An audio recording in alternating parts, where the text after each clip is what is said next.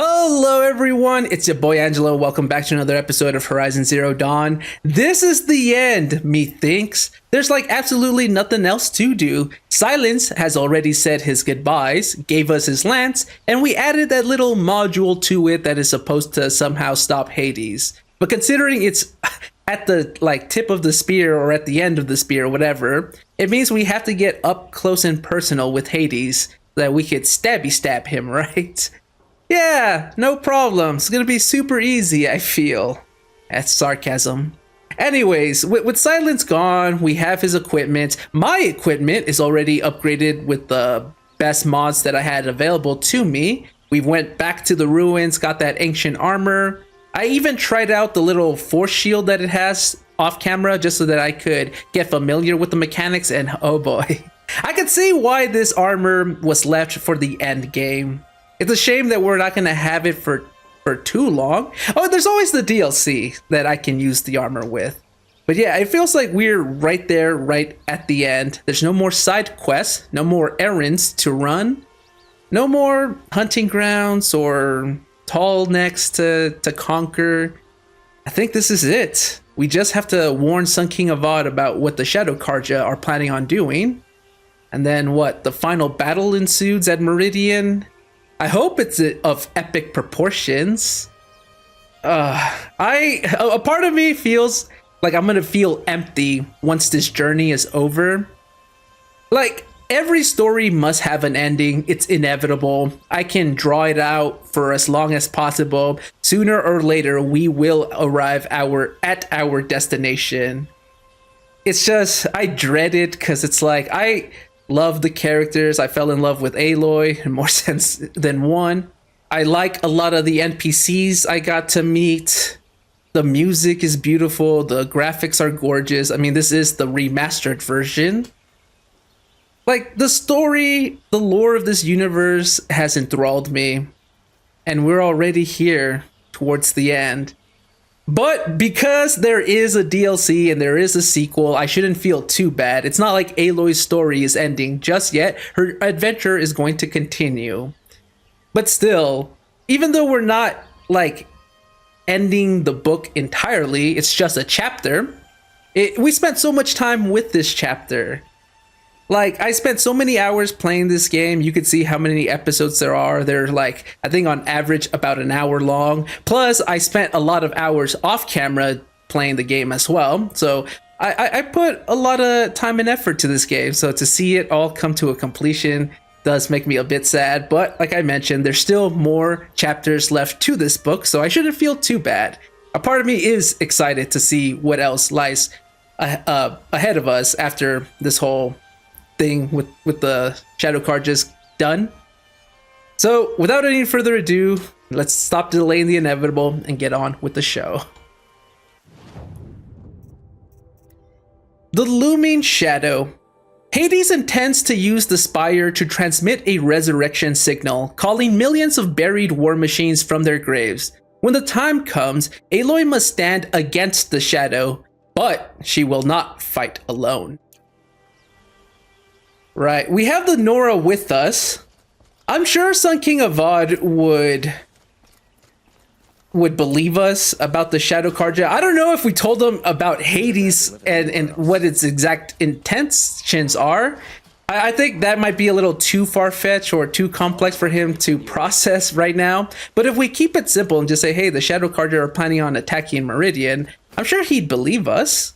Aaron 100% would be on board. I don't think he needs any evidence or proof. If we just said it, he'd believe it. The Nora here. You know what would have been nice if we could have gone to our former friends and allies and like recruited them for this war? That would have been cool.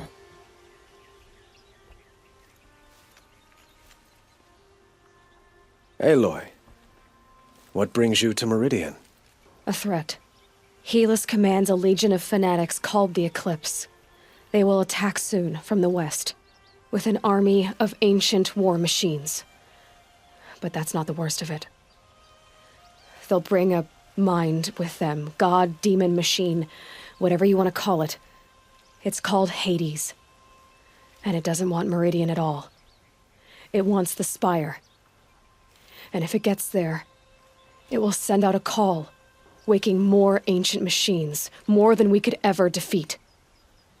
All will be lost. We can't let that happen. I'm trying to understand, but my responsibility lies with Meridian. Meridian isn't the target, Avad. You have to defend the Spire. Perhaps the Vanguard, Your Radiance. Yes. Send them to the Spire. Aaron knows Aloy. He won't question it. That's what I'm saying. And have the city guard fortify the western ridge. There they can be seen to protect Meridian and the Elite, where the Spire rests. Aloy, allow me to apologize for my behavior before. After everything that happened with Ursa, Oh, I was confused. I forgot about this. If we're to fight together on the brink of life and death, I'd prefer to do so with your forgiveness. Then you have it. As long as you don't confuse me with her again. Yeah. Even a king can learn his lesson. Good then. I'm glad that's behind us. Now, it will take time to prepare our defenses. Please, tell me what you know of our enemies. Everything. I don't know about everything, but I'll tell you what I can.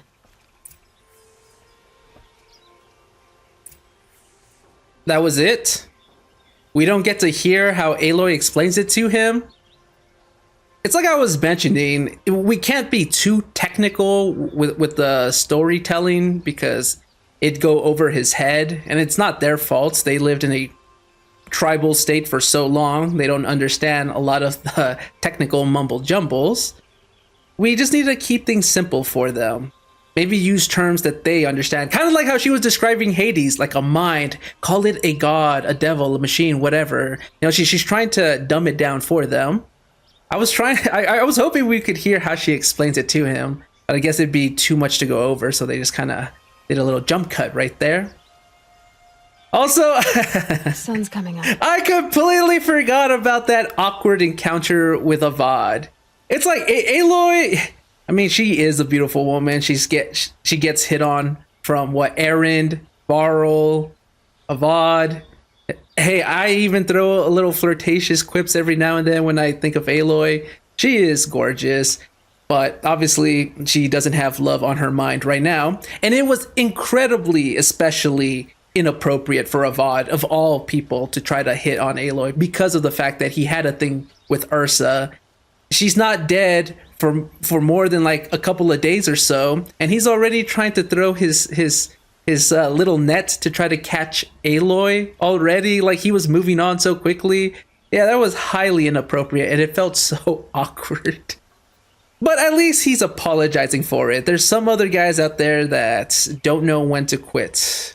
I feel sorry for women, but Avad, he seems to be, at least he's self-reflected and seems to be a stand-up guy. Bygones are bygones, and in fact, I completely forgot about it until he reminded me. But good, I guess there's no more awkward tension between us. Yeah, as Aloy said, as long as he remembers that. Okay, so it just says, talk to Blameless Marad. Oh, by the way, I was going to mention this in the last two episodes where I was doing the acquired taste mission. But Rind, I forgot how to pronounce his name. He was Blameless Marad's actor, wasn't he? Because he has that very, very distinguishable voice. Is that the term? Very familiar voice. It's like, it's hard not to notice, because even though he was trying to portray as a different character, he just has that voice that you can instantly recognize, which I did. And I'm like 100% sure this is Blameless Marad. Now, don't get me wrong, he did a great job in portraying two different characters. Marad is much more like calm, collected, stoic, and then you have Rind, who was a little delusional, considering he was seeing visions and he was like high off his mind, his body on the verge of collapsing from the poison he was intaking, somehow still standing. But you could tell he's not a sane person. So I feel like the actor did a good job portraying two separate different characters. It's just the voice was very recognizable. Yeah, I just forgot to bring that up. Quietly does it. Panic in the city will only create another enemy. And do keep me appraised of each new arrival. Ah, Aloy. Preparations are underway on the ridge defenses and at the Spire. Word was sent to every corner of the Sundom. Our allies offered their steel. Some came for Meridian, others for shards. But many came for you, by name. Oh, really? For me. Don't be so humble. Right. We have done so much all across the Sundom that we've made a name for ourselves. Our reputation precedes us. We shouldn't be surprised that people heard about this battle, heard that Aloy was going to be in it, and we're like, we're going to come for her. Wait, so does that mean I'm going to find some familiar faces in the battle? Because that would be pretty cool. The ridge will be the front line. That's where the city guard are holding? Yes, bolstered by some of the irregulars I spoke of before. The Oseram cannons that thundered Meridian's walls in the Liberation will now defend us. You're welcome to tour the defenses. Are some of the people I know at the ridge then? He said some of the irregulars were there. I can only imagine who they might be. So it's not just the Nora then, it's going to be others with us. That's good to know. I really was hoping we could go around and recruiting people personally, but if the game did it on our behalf, I'm not going to complain. And the Spire. Erend and the Vanguard are there? Indeed. Clashing breastplates together and testing out their battle cries, I suppose. A number of the Nora have also arrived at the Spire. Oh. They have resisted the offer of a royal audience. Perhaps you could parley with them. I will. I don't think even the Anointed would let the Nora let their guard down. I'm guessing that's what it is, since they do not like the Karja. To be fair, there's not many tribes out there that like the Karja, even though they're reforming their ways.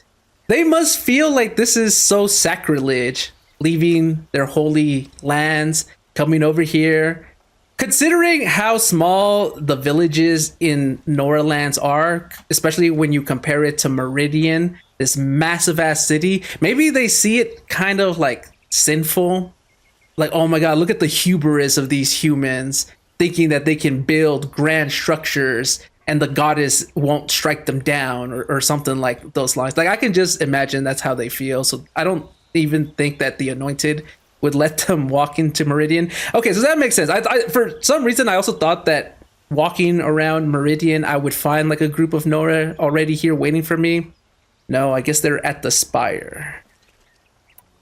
I suppose all we can do is wait for the attack. Exactly. It's not a feeling I cherish, but our spotters at Evening Sign report there's still no movement in the west. So, if there's more you need to do elsewhere, seize this time to do it. Otherwise, I've made the apartment of Olin Delverson available to you. You can sleep there, if sleep comes. Okay, I can sleep at Olin's place. Rest before the final battle. Visit both defense sites, optional. It said the Ridge and the Spire. Oh, Sobek's journal. Oh, okay. I don't know if I mentioned this, but yeah, I collected all the data points that are available to me, except for the ones in the DLC, of course, Frozen Wilds. But there were 3 data points that were empty. And a guide I found online told me not to worry because as I progress through the main story, these 3 will become available. But I still have these ones here that are under repair. One of them became repaired, and now I have 3 more. Okay, I guess this is a new one. Last time I visited Prime was November of last year. Months since have been a blur. Flew out last night to oversee installation of the central armature and the master override. You're welcome, Ted, which was completed by 0430. Right! Ted is the reason the override exists, because the whole thing where he was worried that Gaia might go rogue, so there needs to be some sort of failsafe to shut her down in that event. And Elizabeth did not want that. I mean, it's her child. She didn't want to add a kill switch, so to speak, to Gaia. But even Gaia herself was like, nah, Ted's reasoning is sound. Let's add a kill switch to me. So the reason we can even shut down Hades is thanks to Ted's paranoia. Like, sure, he's not a good guy whatsoever. He's the reason why life was on the brink of extinction. I mean, in fact, it did become extinct technically. It's just that thanks to Zero Dawn, life was born again. So he has a lot of blood on his hands, right? He's got so much sin. I don't think it'd be absolved just because he suggested that the Master Override be a thing. But it is crazy to think that he's the reason why life is going to be saved yet again. I'm conflicted. I don't know how to feel about this. So I decided to grab a few hours of sleep here before heading back to Zero Dawn. Called Gaia before I bedded down, ostensibly to update her on the site plan. But the truth is, I missed her. I've developed a habit of speaking to her before I sleep. Seems to be the only thing that calms me these days. Woke to a message from Oswald. The Odyssey launched yesterday, so terrestrial life's chance of survival has doubled. Why, then, do I feel so uneasy? I just keep wondering what kind of world Far Zenith will create if the ship reaches its destination so many decades from now. And I worry about that alpha build of Apollo. So much knowledge, so few restraints, and no failsafes. How will they avoid repeating our mistakes? What's to stop them from playing God? Forwarded the Odyssey message to the alphas. Naoto replied in less than a minute, with a poem, of course. The Building of the Ship by Longfellow. And it's long, alright? I didn't read all of it, but it seems to be about launching a ship, rather than building one. This stanza, or couplet, or whatever, leapt out at me. Humanity, with all its fears, with all its hopes of future years, is hanging breathless on thy fate. Yeah, Odyssey and Zero Dawn both. Speaking of which, I should get back to Zero Dawn. Guess I should stop by Naoto's lab and check on Demeter's progress too. If I can get out of there without a volume of Tennyson pressed into my hands, I'll count myself lucky. Till next time. Wait, is Demeter, considering it's in all caps, was that one of the subordinate functions? Cause I just had a thought when she said that she got bombarded with a long ass poem.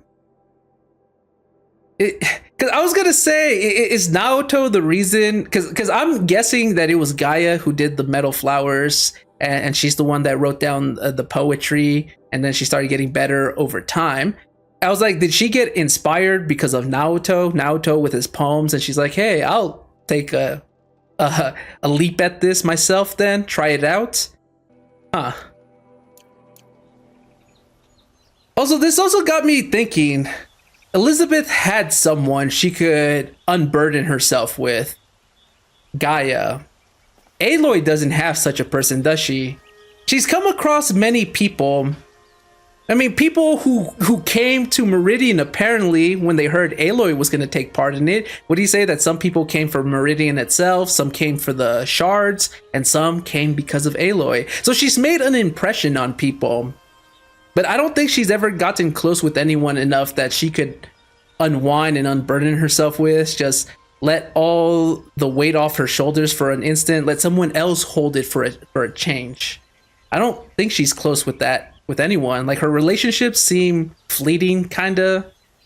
Like the ones I could consider close with Aloy would be like Erend, since we spent a lot of time with him. Even I guess like Varl. But even though she has made acquaintances, she's always on the move. I don't think she has anyone she can talk with. Makes me kind of sad. Okay, so it says rest before the final battle. preparations at the ridge, and then preparations at the spire. You know, I never actually thought you can get to the spire. I've seen it before, but for some reason I thought it was like an inaccessible place because it's far on top of a cliff. I thought like there was no path upwards. Never once in the hours I've been playing have I tried to come up to where the spire is. What the hell? I guess you can go there. All right, so before I go rest, I guess I will check out the preparations over here, starting with the ridge and then make my way to the spire.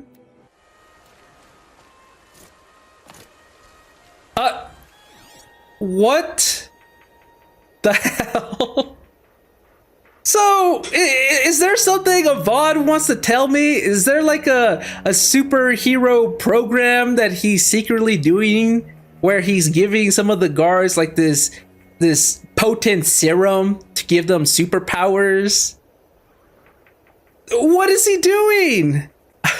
This is just one of the many bugs that the game has shown me throughout my playthrough. I like to call them quirks, okay? It doesn't detract from the experience. It adds personality, I guess. It's just hilarious. It's nothing game breaking, but still, come on. Look at that.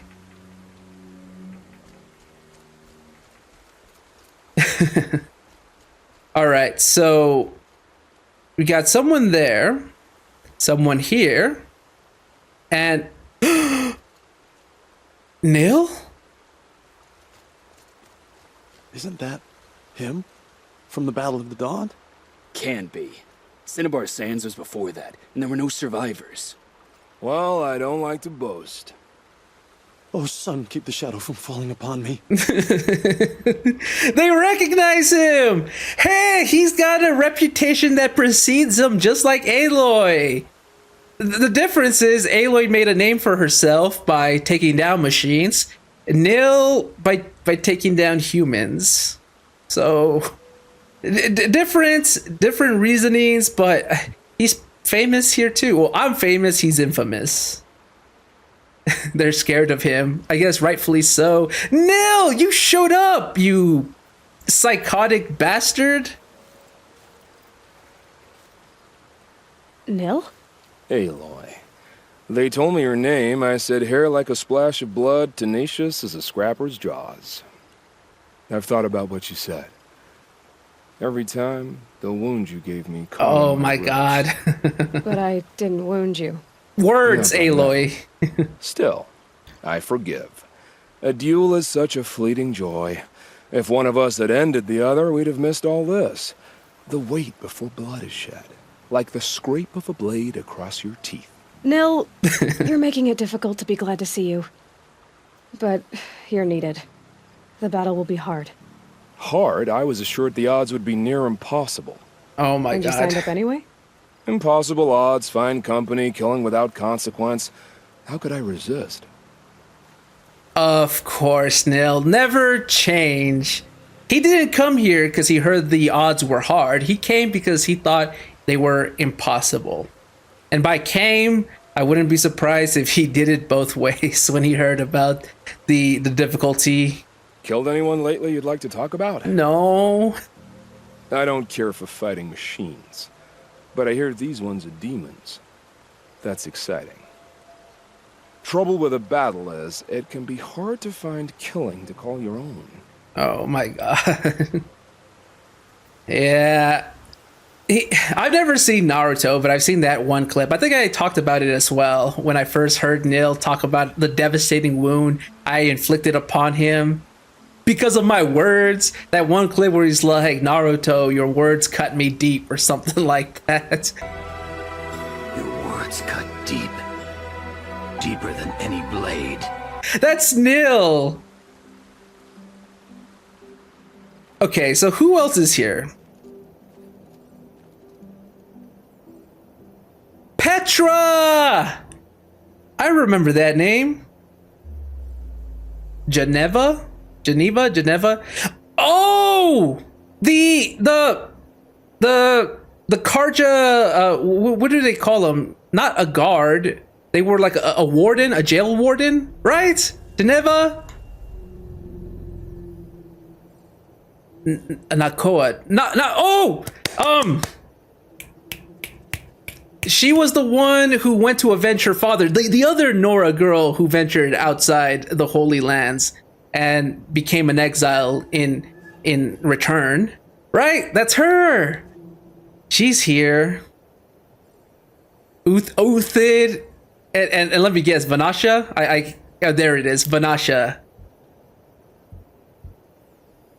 Elida. That name sounds familiar, but I'm having a blank right now. Oh, and there's somebody else there too. Teb. Okay, you know I'm talking to everyone. All right, let me start over here with Petra. It's been a while. Petra. Here she is, the guest of honor. I knew there was something about you. Hammered from the stuff they make leaders out of. And I don't say that to every Nora girl who blows through my town. That happens to you a lot? I doubt it. Had to build a wall to fend them off. Sure. Good thing I'm persistent then. I've missed our little talks. Murad asked me to look over the city arsenal. These guns have aged well. That runs in the Osram, no? They were the pride of the Mainspring Forges, so I've taken greater pride in improving them. I think she was referring to herself when she was talking about that, aging like fine wine. And yeah, she definitely is. I don't know how old she's supposed to be, but isn't she like middle-aged? She looks good. Need me to test one out for you, though. Can I try one? Everybody wants a turn. Have at it, then. The target should put up a little less of a fight than those bandit raiders did. So this is the same weapon we used then last time. The one that was vibrating like crazy, and then Petra said something about like, don't put it too close to my hips if I ever... And Aloy stopped her, but I'm pretty sure she was going to talk about, if I ever wanted a child in the future, don't destroy those hips of mine. It hits nice and wide. No need to aim it like a bow. It's not falling down. Okay, I don't know what's going on. Range is good. Try the next. Oh, I thought they were supposed to topple over, but I'm just removing the armor plating on them. See? That'll knock a machine on its ass, ancient or no. With these, I think we could hold off an army. You know that I appreciate your help, Petra. This battle, I don't know what's gonna happen. We'll see each other again, I know it. Next time could be the time I'll convince you to stick with the free heap. Petra, you know I do. Always had a weakness for restless girls, though. Petra is me.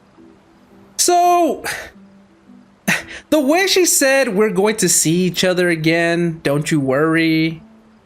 It feels like the game is trying to set this up for one of their deaths. Because that's the only thing that would be missing, right, in this whole story, is that one of the characters we've encountered and started liking dies so that it could have that emotional shock value. And what else? She's setting it up because she's like, oh, we're going to see each other again. And then at the very end of the war, we don't. She gave it her all. We'll see each other in the great beyond. Petra, don't you die on me. I don't make weapons for a living. It's more of a heat could burn the diversion. rust off metal. The city always ground my gears. But I'd miss it if it were gone. You take care of yourself and the cannons. You take care of yourself too, Petra. Don't you go dying. All right, let's make our way over here. Did you just polish that armor with it? Of course. Isn't that a little... What? Nothing. Out with it, woman. Forget I said anything. You look very dignified. Thank you. Oh my And god. shiny. Very shiny. She 100% likes the guy. She's poking fun at him, pushing his buttons, because I guess she probably finds it attractive or cute when he scowls.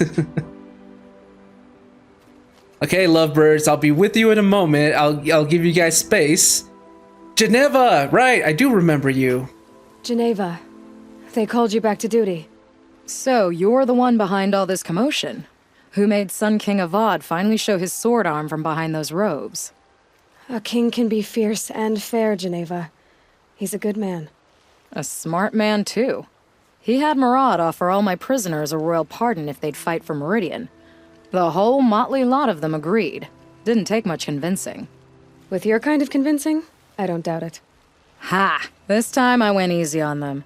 Those who commit the crime of attacking Meridian, they'll see less of my lenient side. May the sun blaze at your back, Aloy. Can't fault my prisoners' discipline. All those dawn drills have served them well. After it's all over, I might be the only one going back to the Rock. How'd you like that? I've waited 2 years for this war to break. I can wait a little longer. Well, I'm glad to have you here. It's gonna be invaluable to have someone like you, tough, sturdy, battle-hardened it seems, to fight on this side. Nice, okay, what about... How many men do you think you'll kill in the battle, Luthid? As many as I have to. I love it when you say things Oh like my that. God. It's so What? cheerful.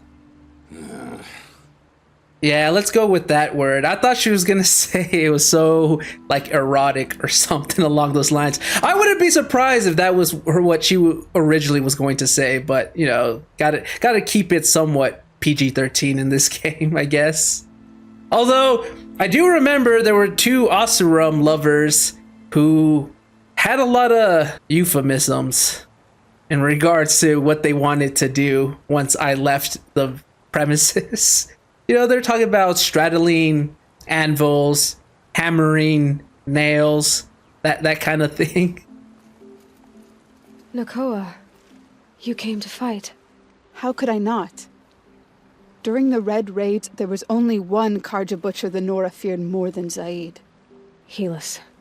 I would stand against any army he leads, no matter how strong, for the Nora he terrorized, for myself, and for my father. We'll stop him. You have my word. Your word means a lot, especially now. Because of you, I hear the sacred land is opened. If we win, I can go home. It'll be good to see Jan again. I'm with you, Aloy. Until the end. Not until the end. Until the rest of your life. See, it's this type of talk that gets me worried. It feels like they're setting it up for one of these characters to die. That's a nice spear, Uthid. Thank you. Oh my god. I like the way you grip it. She's not talking about the spear. Enough, woman. She 100% likes him. We know how she truly feels. Man, wouldn't it be nice to find a woman like that who can banter like that? Like you said, we'll stop Helis cold. Together. Together. Not alone, together, Nakoa. Because I see, like I was trying to say earlier, it feels like they're setting it up for one of these characters to die by the way they're talking, making it seem like we're gonna be together forever, and then, you know, they die. So you could have that emotional crush to the whole thing. I wouldn't be surprised if like Nakoa lets her passion get the better of her and she rushes alone and then she dies in the process. I hear they call you the Anointed now. The matriarchs and their rituals. Jan's probably eating it up. Yeah, Aloy doesn't like it so much. They didn't like her as a child. They scorned her existence and now they're worshipping her. Oh, complete 180. I could definitely see why she would hate the thought of being the Anointed. Oh, that's who you are. She's Juliet from the Romeo and Juliet story. Right, that's her. Elita, I'm pleased to see you, but what are you doing here? I'm helping prepare for the battle. If Atral were here, we would have fought together. I know it. So I'm doing everything I can. Digging battlements, collecting herbs. Anything that makes a difference. I can't take his place. Nothing can take his place. But I'm here for him, for both of us. I understand what it was he saw in you. He'll Yeah. always be with me. Sun and shadow still meet for a moment, every dawn and dusk. I should give you this, to help in the battle. By the sun, I hope you don't need it. Thank you, Alita. Be safe. Always stay bright. Antidotes. That's what I say. That was such a sweet line. Sun and shadow meet twice a day at dusk and dawn. She's never truly alone. Does your dad know you're here, though? Father understood that I couldn't just stand by in my garden. Oh. She answered me immediately, asking you shall receive. Maybe this battle can finally end the war between the Karja. I should finish up here before the fighting starts. Yeah, this battle is definitely important to her in more ways than one. She wants the division between both Karja tribes to be broken so no one else has to go through her fate, where they have to sneak behind everyone's back and be punished with death if found out. Stay safe then. We got Teb, but he has a marker on him, so let me talk to these two first. Don't ask me where to go if you're lost. I'm a ghost. Little Huntress, you called, so here I am. Ready to fight? Fight? I thought you just wanted tea and conversation. Is there a battle coming? I wasn't informed. Well, that can't be true. You're always informed. Ah, so I am. We've only met a few times, and yet you know me so well. I don't think I know you at all. But I'd like to. When I hear that line, it usually means something else. I was gonna say that! Can I tell you a secret?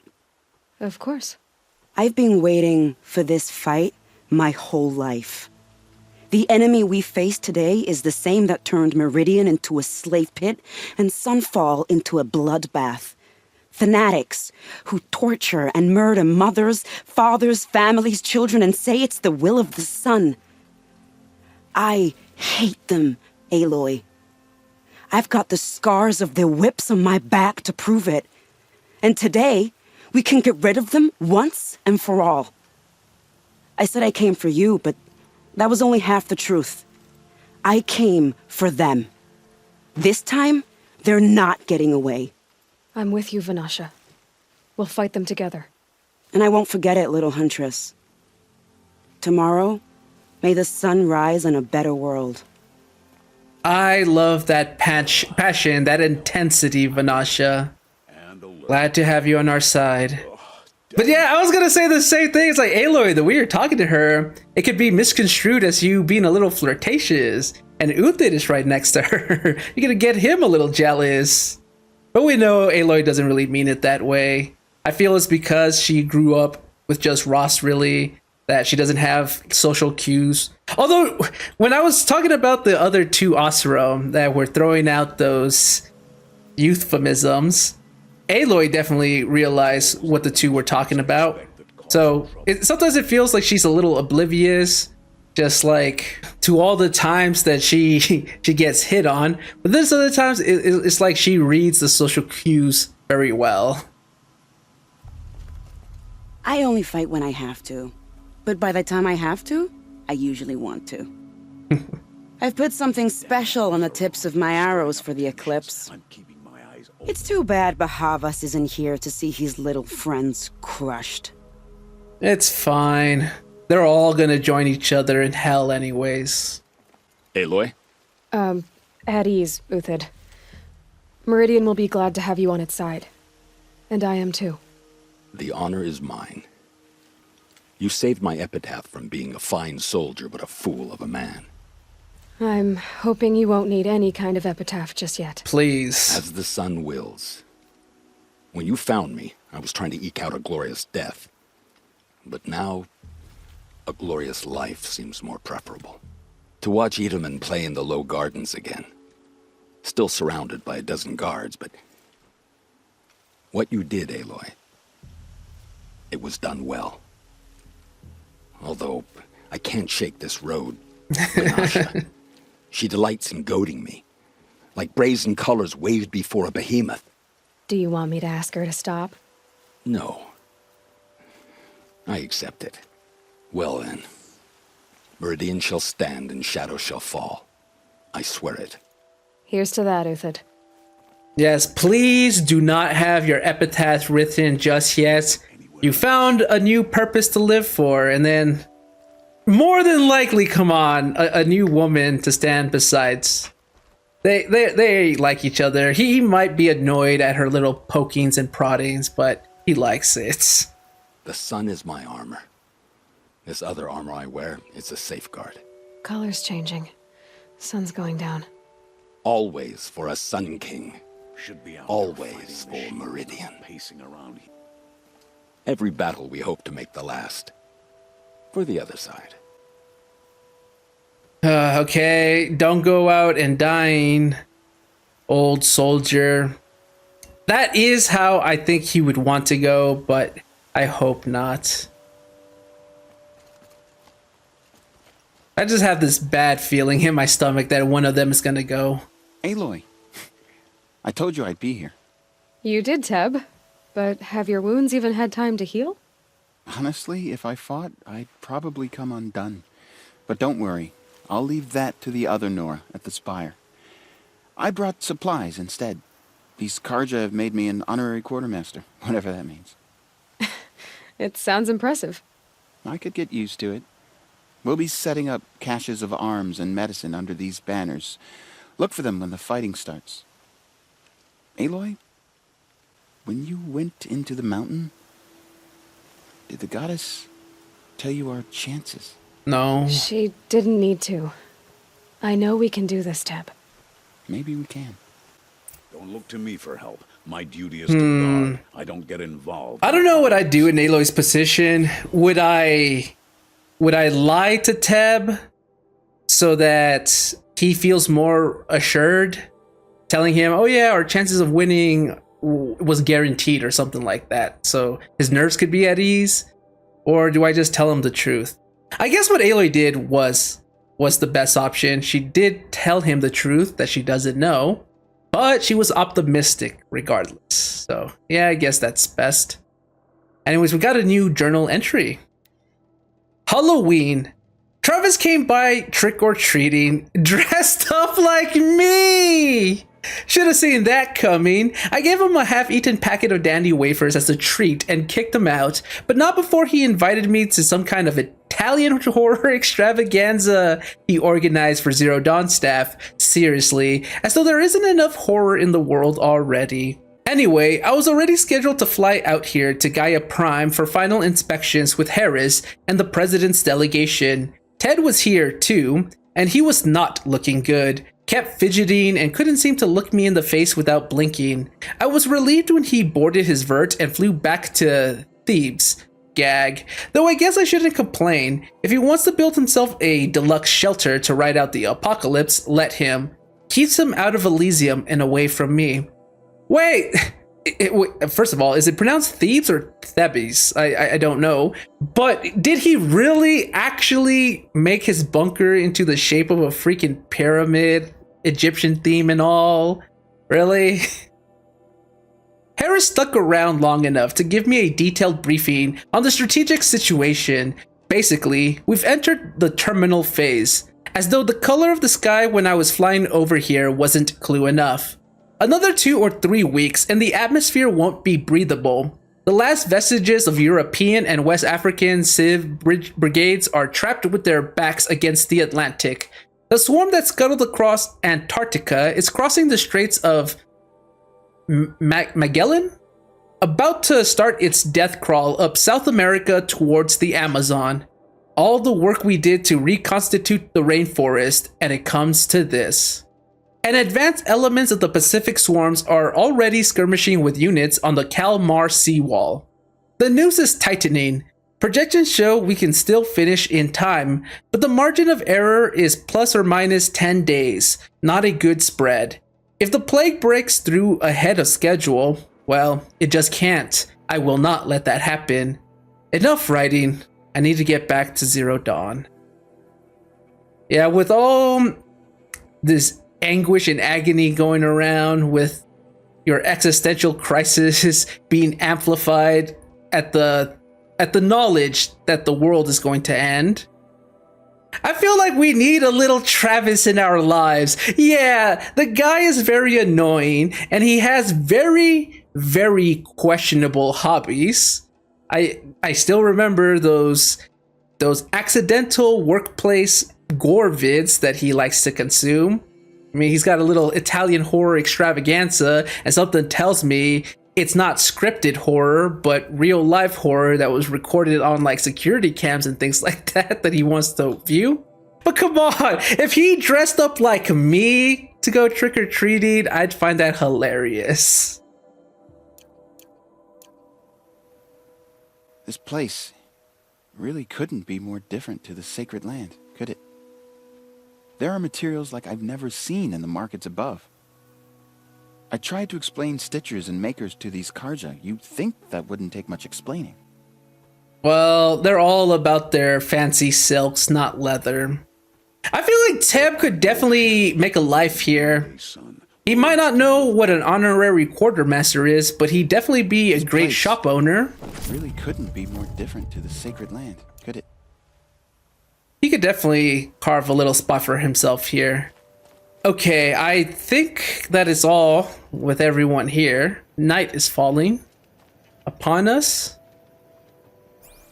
So there's only one thing left to do, and that's go to the Spire, which does not have its own fast travel point unless I go here.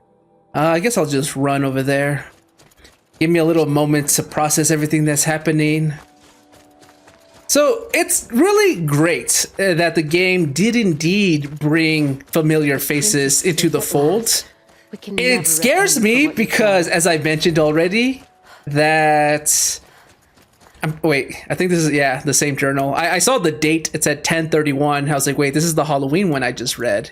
It is. I don't know why the game is giving it to me multiple times, even after I read it. Anyways, what was I thinking? Right. I really like that the game is bringing back familiar faces, because I really like the callback with the dialogues that we're having with these people, and they're joining the cause for us. But it's also getting me nervous because the way some of them were talking, it makes it seem like it's setting it up for disaster. Like, one of them or a couple of them might die, and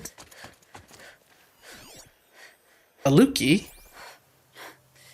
Oh, I remember you. She was that one, the one Banuk that we found at that little village where the other Banuk were living in peaceful coexistence with the machines. I remember she said something along the lines that she was hunting down a sawtooth, but when the sawtooth arrived near the vicinity of the village, it became tame, and she didn't know what the hell was going on either. And it wasn't until it all went to hell when the signal that was keeping the machines calm stopped functioning that she felt she was in heaven, because it's like, hell yeah, we get to fight again. Right? That's her? Anyways, before I start talking to her, really quickly, I was gonna say that it feels like the game is setting it up for one or two of these NPCs to die by the way they're talking, where it's like, yeah, we're gonna do this together, we're gonna see each other again. It's like, I wouldn't be surprised if one of them dies so that it hits you in the feelings, and that's what I'm afraid of. You're the hunter from the Banuk Grove. I remember you also, Nora. The machines shook free of their slumber after you arrived, raged and fought. Well, that wasn't my fault. No, I'm thanking you. That night, I decided I would not go back to Banur. I would take my hunt into these lands. So many machines, even demons, spidery, skittering, without the blue light in them. Dead things that must be killed again. Our enemies dug up an army of them. An army? Yes, that's why I came. Good. I'll wait. She is nil. But instead of hunting down humans for the thrill of it, she's hunting down machines for the thrill of it.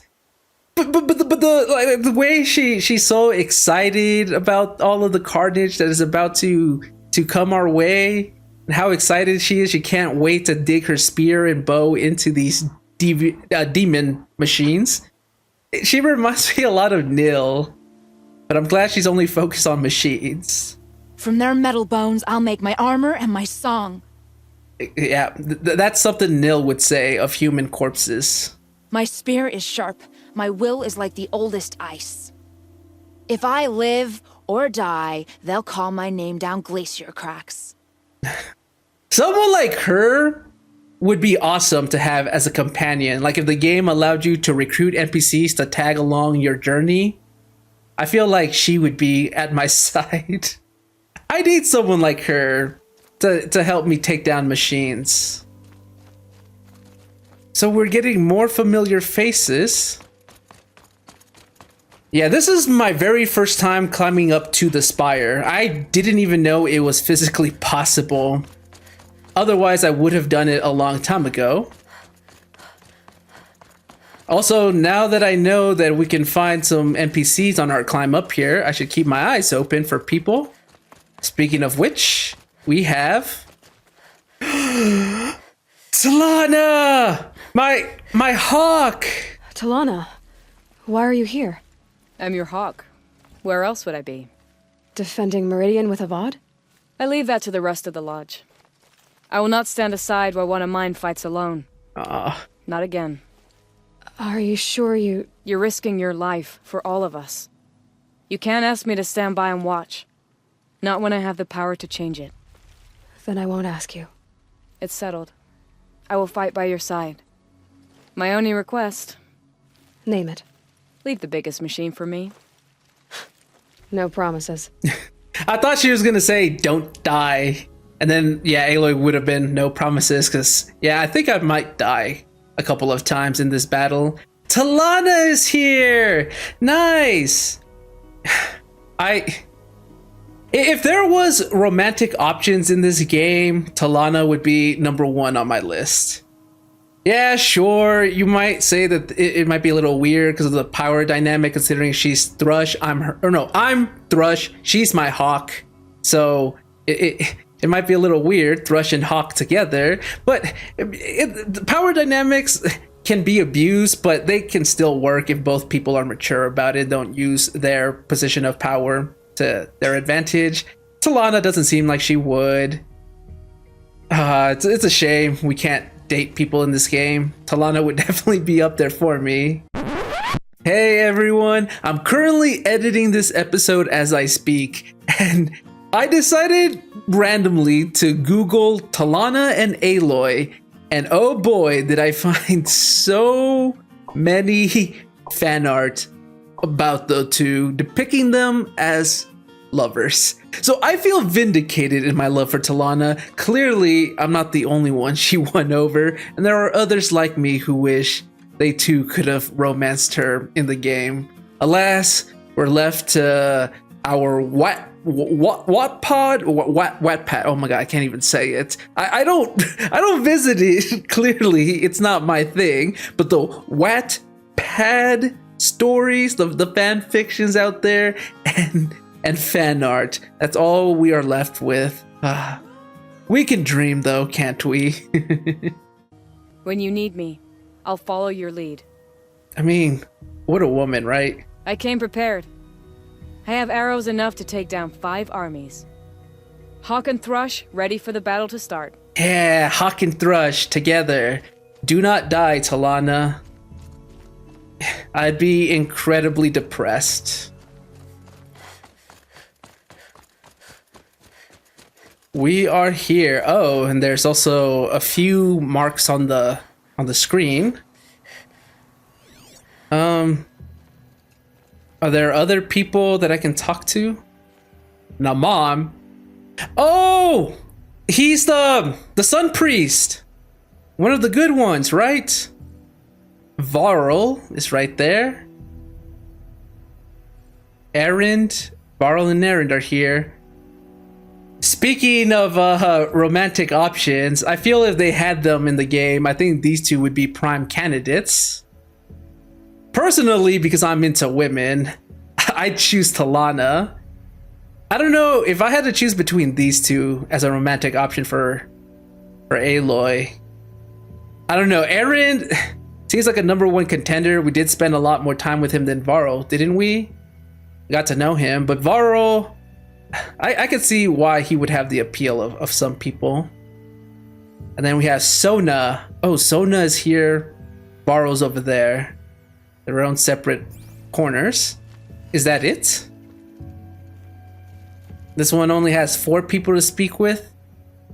I was hoping there'd be a little more, but I can't think of who else would be here.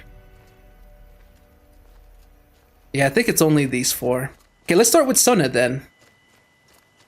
It rises taller than the highest tree. These Carja in their frilled armor look like turkeys. But there are so many, and now we are so few. They are not our foe. Not this time. Quiet now. She comes. The Anointed. Yeah, they definitely do not like this city. It's too, like luxurious for their tastes? Too much vanity going on in here. They like to keep things simple. War Chief Sona. War Chief, you seem uncomfortable. The Nora do not belong here. I do not belong here. I will fight the metal devil that threatens us all, but my place is in the sacred land. The wrongness here jags at me like an arrowhead. I'm sorry to put you through this. Do not be sorry. This will be ended. My spear, my word. Yeah, Sona would not like something like this. I said earlier that I feel like Teb could carve out a little spot for himself here in Meridian.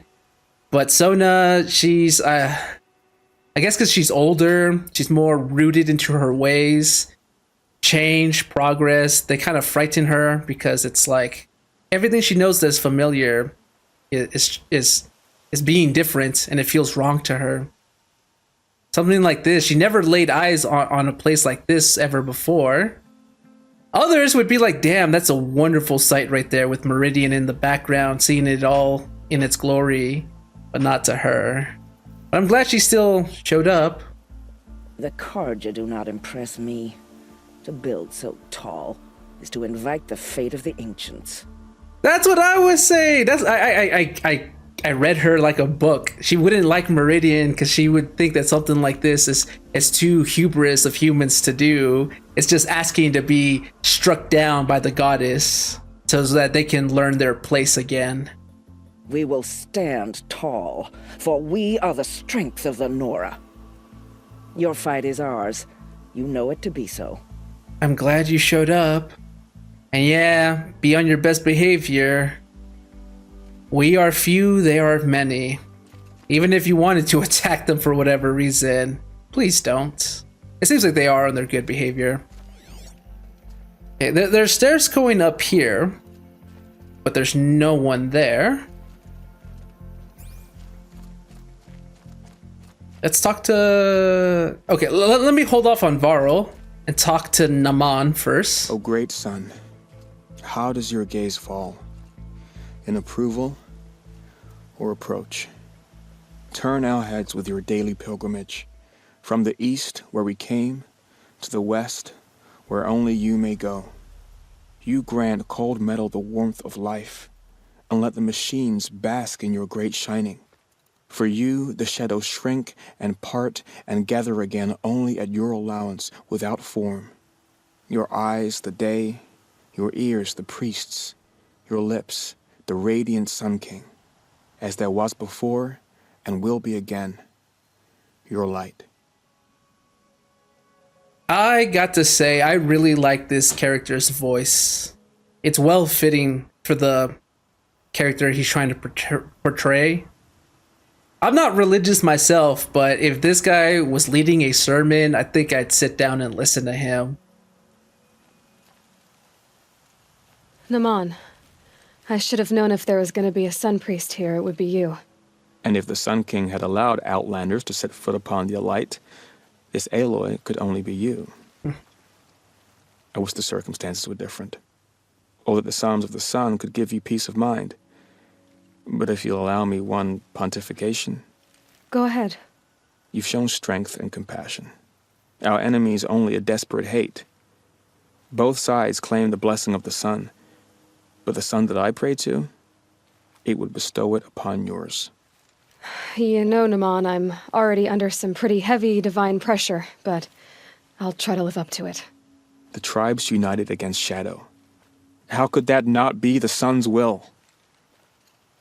Sure, we'll attribute it to the sun. The Nora attribute it to their goddess. Who's to say who's right?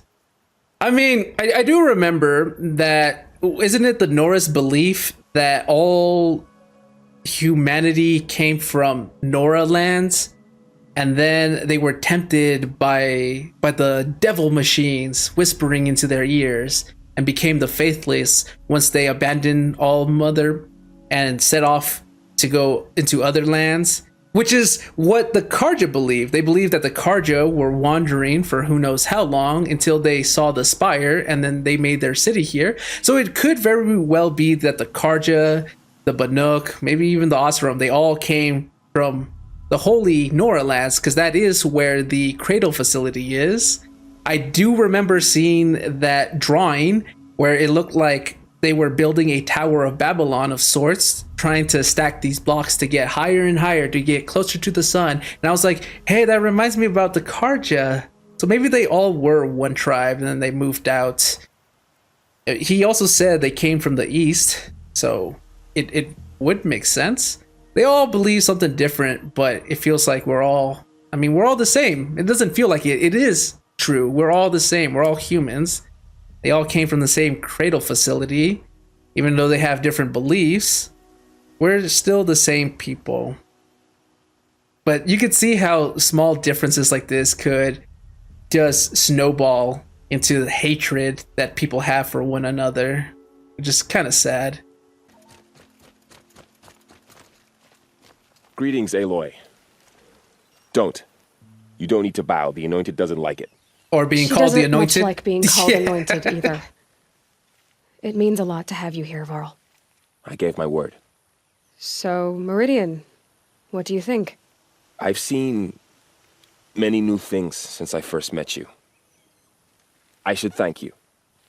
Varl, what's wrong? You really want to know? All right. I'm in a foreign land, a tainted land, defending a faithless city that looks like nothing I've seen. From something I can't imagine. And you, after all that's happened, all you've done, I feel like I should drop to my knees and worship you, but I know you don't want that. Boy, things are pretty tough for you, huh? First world problems. Thanks for telling the other Nora not to bow. It's the last thing I need. Don't be too hard on them. They only joined this fight because the Anointed bid it so. Is that why you came? No. I would have come just to see you one more time. Oh my god. And we must fight a metal devil, because the goddess says. Or because you say. Yeah. I think the goddess and I are in agreement. We're both glad you're here. So am I. Yeah, he's here mostly because the goddess deemed it so, definitely not because Aloy is here and she willed it and he'd do anything to impress her. Yeah, I'm sure, wink wink. Your friend, the Vanguard, keeps looking over. Oh. Aaron? Is he taking peeks at Aloy? Aloy, do you realize that both Aaron and Varl have a thing for you? Up here, I'm not sure if the world has grown bigger or I've grown smaller. I apologize for the war chief. She is hating this. Yeah, I already know. I wonder what the fan base would think if, this were some sort of Twilight moment where you had Team Varl or Team Aaron. Who would be the more popular choice? Personally, as I mentioned before, I'd be Team Talana. I don't know if there were any other NPCs out here that caught my attention. I wouldn't be surprised. Talana's definitely at the top of my list. All right, let's talk to the other lover boy over here, since he keeps looking over here, mostly because Aloy's over there. So who are these guys? They call themselves the Eclipse. What does that even mean? It's when the moon gets in front of the sun, idiot. Is that supposed to sound scary or something? I don't know. They used to be Karja. Karja are always yammering about sun and shade. Well, if they used to be Karja, how tough can they be? Yeah, they're best guys dressed like birds. We'll rip their little feathers off. Let's not get cocky, boys. Yeah, there's not much love for the Karja. They're reluctantly here. But they get to fight Shadow Karja, so any pent-up aggression that they have for the Karja can be unleashed on the Shadow ones. Aloy.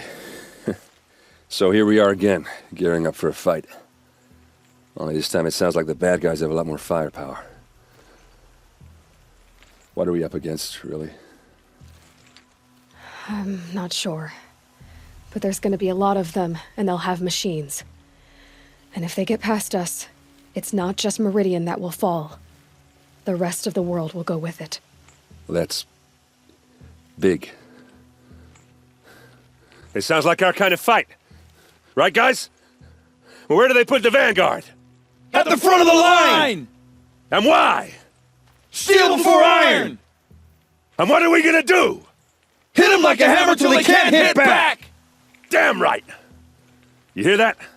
Nobody's getting past the vanguard. We're here for Meridian. Yeah! And we're here for you. Of course. Thank you, Aaron. Ursa would be proud. Well, only if we win. He got me hyped up too. You notice that there was like a moment of hesitation, like of doubt in Aaron's voice when he heard how high the stakes truly are. We got another journal entry, the last one. Okay. Yeah, like Aaron, once he realized how big this whole thing is, that it's bigger than just Meridian, it seemed like there was a moment of like, oh shit, there's a lot riding in on this. But he managed to pump himself up and his men. I felt pumped up. I hope no one dies. Such a close thing. It's been, what, 43 hours since Harris warned me? Said collapse of the eastern line was imminent. Swarms launching some kind of pincer maneuver versus the Wichita salient. 5 or 6 days more, and I think Gaia could have launched without our help. I really do. We had to scramble. Zero Dawn became a madhouse, absolute bedlam, every team rushing to stabilize code and lock it down as Gammas got evacuated, then betas. Once Gaia was on her way, I gathered the alphas together to give them the bad news. Felt like I was going to throw up, but they already knew, of course. They knew the work wasn't really finished, close but not quite there. Still tests to run, kinks to smooth, work to do.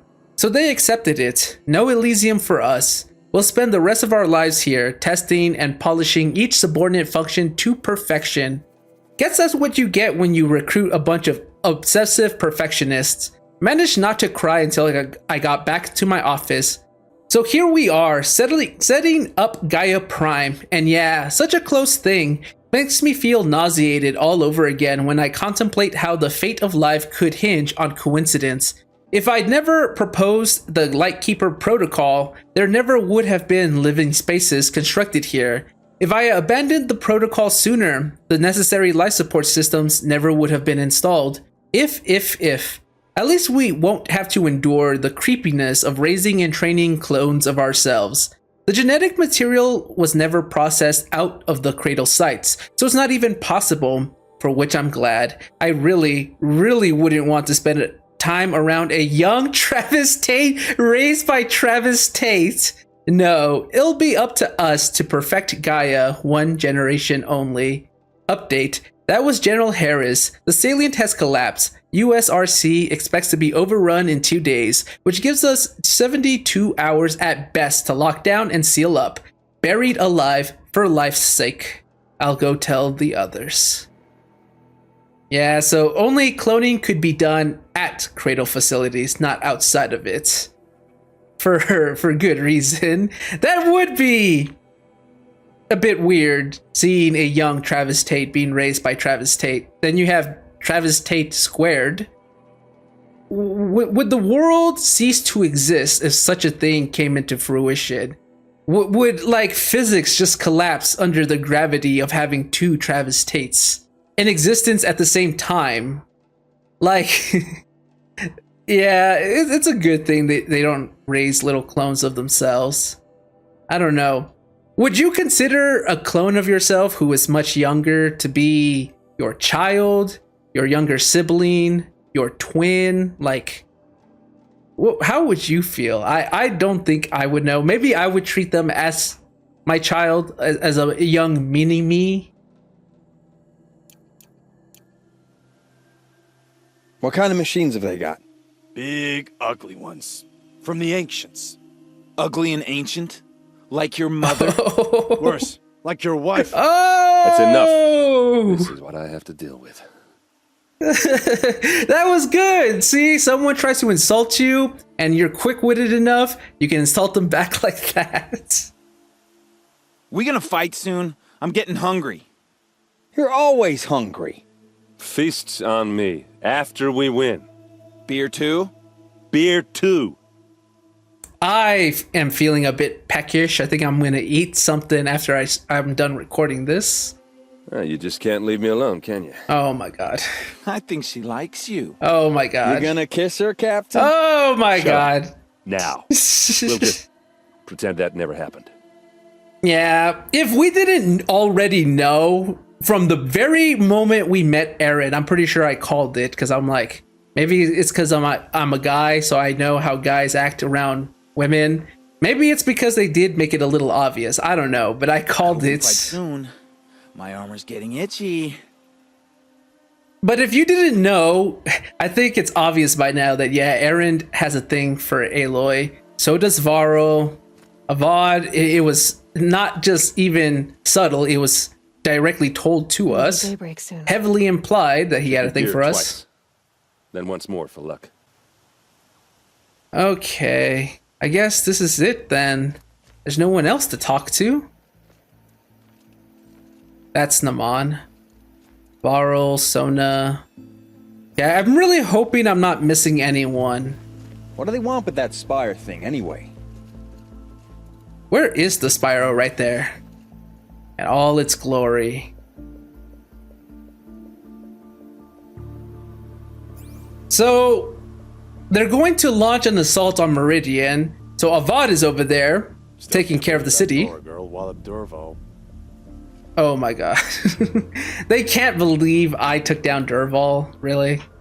Yeah, Avad has his priority on the city since he is its king and he needs to worry about his citizens. Way to go, saving the world. But this is the priority because this is where Hades wants to attack. It's a vertical structure of unknown origin, advanced metamaterial construction. So we're gonna be fighting. It'll be a good story. It might help with the ladies. Aaron thinking about the ladies. Well, if this thing between him and Aloy doesn't work, I guess he will have one hell of a story to use as an icebreaker with other women. Like, hey, you know, I fought in the front lines and saved humanity. Yeah, who wouldn't want someone like that, I guess. What I was gonna say though, so there's gonna be two assaults, one on the Spire and one on the city, because the Shadow Carja want to reclaim the city. Hades wants the Spire. So we've divided our forces. Is that the plan? And we're gonna hope that we stop them on both fronts. Oh boy, oh boy, oh boy. This is where I'm gonna end the episode for today. There's no fighting, not yet. This is like the calm before the storm. As Murad said, there was no movement, not yet. They're still preparing their forces, it seems, just as we're preparing ourselves. Everyone showed up very quickly, though, didn't they? Because Aloy just mentioned what was going to happen. Murad sent word, but they were all here, like, instantaneously. I'm guessing time did take place. I mean, there was a little cutscene after Aloy said she was going to tell Avad everything that she could. Maybe it's already been, like, a few days, given of people to like time to travel over here. So I'm just gonna suspend my disbelief that they all arrived very, very quickly. But yeah, we got to see people, callbacks. I really like that. I would have preferred if it was me going to person and recruiting them. Oh, does this also mean that if I never did the side quests, there'd be significantly less people here right now? Because like the whole Romeo and Juliet thing was a side quest. If I never did that, I would have never met Alita, and then she wouldn't be here, right? If I didn't do the things with Nil, he wouldn't be here. Or if I killed him, because there was that choice to fight him, I guess he wouldn't be here. Uthid, Vanasha, that was also a side quest.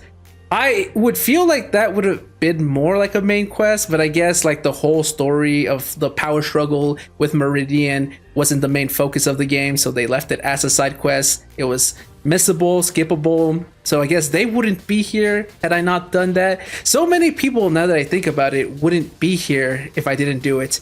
I already forgot her name. Aluki wouldn't be here. Talana wouldn't be here, right? Oh, I'm so glad that I am a completionist and I want to do everything that I possibly can. And then when I cannot do it alone, I do look up at a guide. Usually I look at the non-spoiler guides just so that I could complete stuff like I did with this game and look finding the locations of the data points.